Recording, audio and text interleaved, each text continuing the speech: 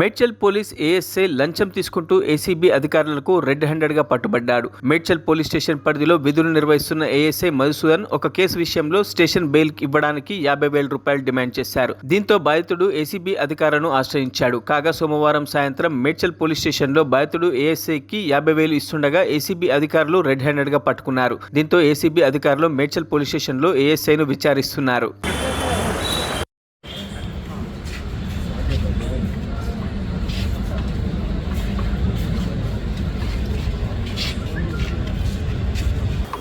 మన Saturday 5th నాడు ఒక కంప్లైంట్ విశ్వనాథ్ అని చెప్పేసి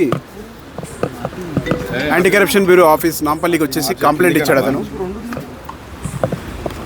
ఆ కంప్లైంట్లో ఉన్నటి విషయం ఏంటంటే మేడ్చల్ పోలీస్ స్టేషన్లో అతని మీద ఒక 2 నెలల కింద ఒక కేసు రిజిస్టర్ చేయబడింది. దాంట్లో శర్మ అని చెప్పేసి అతనికి మధ్యలో ఒక రకమైన సివిల్ డిస్ప్యూట్ ఉంది. అంటే ఇతను ఇంటీరియర్ డిజైన్ వర్క్ చేస్తాడు విశ్వనాథ్ అని మన కంప్లైంట్. ఆ కంప్లైంట్ వీళ్ళ ఇంట్లో ఇంటీరియర్ వర్క్ చేశాడు. 4 lakhs తీసుకుని 4 lakhs వర్క్ చేశాడు. ఇంకో 4 lakhs వర్క్ మిగిలి ఉంది. ఆ పైసలు ఇచ్చాకనే అది మిగతా వర్క్ కంప్లీట్ చేస్తా అని చెప్పేసి అతను చెప్పాడు. ఇతనితో ఆ మిగతా పైసలు ఇవ్వకుండా వర్క్ చేయించుకోవాలని ఇక్కడ ఒక ఎఫ్ఐఆర్ చేశారు పోలీస్ స్టేషన్లో.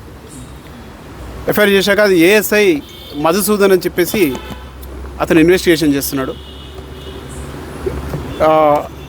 ఇతను నార్సింగ్లో ఉన్నప్పుడు ఇతని కారుతో సహా ఇక్కడ పోలీస్ స్టేషన్లో తీసుకొచ్చేసి కూర్చోబెట్టేసి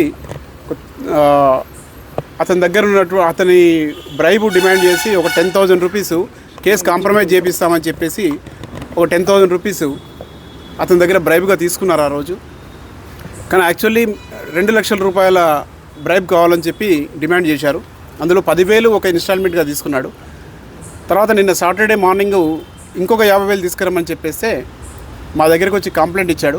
తర్వాత ఇక్కడ సాయంత్రం వచ్చి మళ్ళీ టైం తీసుకొని వచ్చేసాడు. మండే రోజు వస్తా అని చెప్పేసి ఈరోజు ఏసీబీ ఆఫీస్లో ఎఫ్ఐఆర్ చేసేసి మేము మధ్యాహ్నం ఇక్కడికి వచ్చాము. ఈవినింగ్ రాగానే ఆ కంప్లైంట్ తోటి మాట్లాడేసి పోలీస్ స్టేషన్లోనే వెనకకి తీసుకెళ్ళి ఆ 50,000 రూపాయలు తీసుకున్నాడు.